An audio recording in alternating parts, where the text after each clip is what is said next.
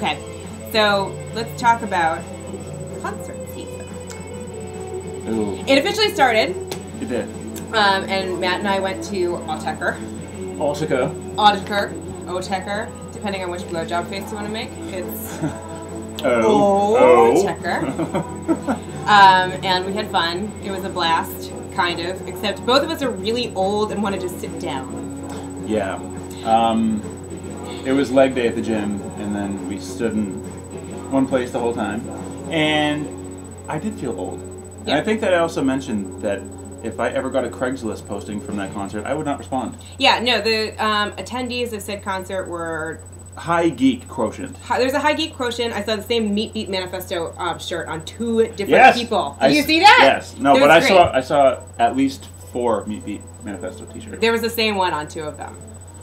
Yeah. Oh my god, my vagina rock is playing. Skip the Tory. Oh, just straight up to Kate Bush. Jesus Christ. Chill is fair! My Apple TV is feeling very vaginal. Yeah. There we go, so square pusher. It's about to be Lilith Fair up in there. Shit. 1996, y'all. The 90s are back, though. I'm sorry. With a vengeance. With a vengeance. Yeah. Okay, Autechre was one of those things that was back, that was fun in the 90s, and also still is fun now. The show itself is great. Autechre is great. We have no idea what they look like still. I just know from pictures, but yeah. The whole this is my one qualm, is that when it comes to a laptop gear show, it's going to be boring when you watch it, or it can be boring when you watch it. There's going to be something going on stage for me. There's a visual aspect to everything, and if there's nothing happening on stage, then you're just like, I could be listening to this CD on a pair of headphones at home. And then they turned all the lights off when they performed, and I couldn't handle it. I thought that was kind of sexy. That's when I wanted to sit down.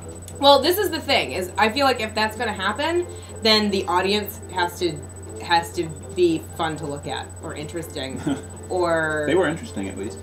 Yeah... No. And...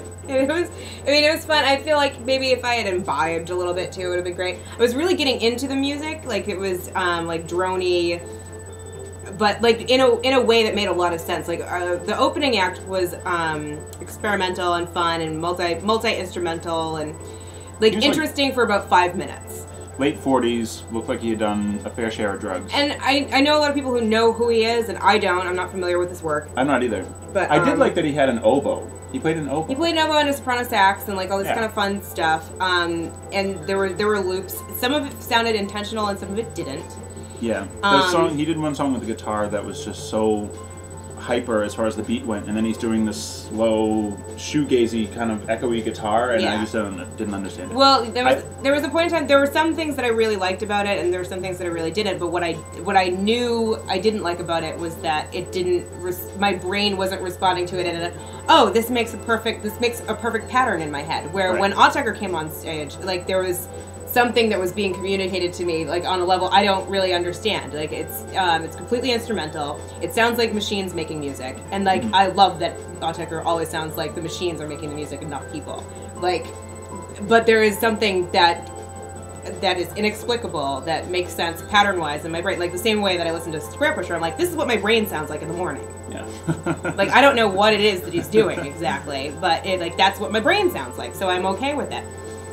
And Autechre has always made sense to me on some level, in all of their very strange rebirths and some of the albums I haven't really liked and some of them I have, but what I have always been able to understand it as music.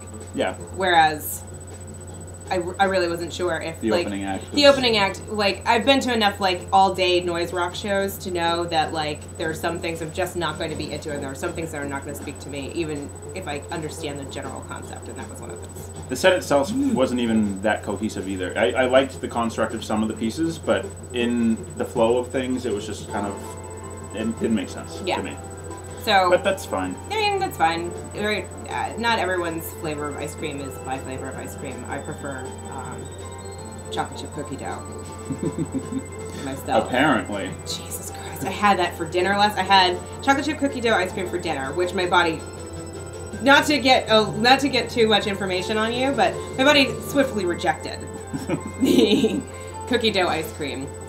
Delicious. Amazing. But you know what? It was worth it. So today we're, kombucha tea and chicken salads. This vlog is brought to you by kombucha tea. Once I was a vegetarian. Not the kombucha. Kombucha tea is vegetarian-ish. No, there's bacteria in it. I don't know if it's vegan. I don't know. Vegans, Well, you can weigh in on that's this. living, huh? It is, yeah. It's a bacterial culture. I don't know. It's not an animal per se. I guess not. But you be the judge. At any rate, so the kombucha tea and chicken salads, and I didn't go running. They're fueling us today. I did. Before I went to the cave.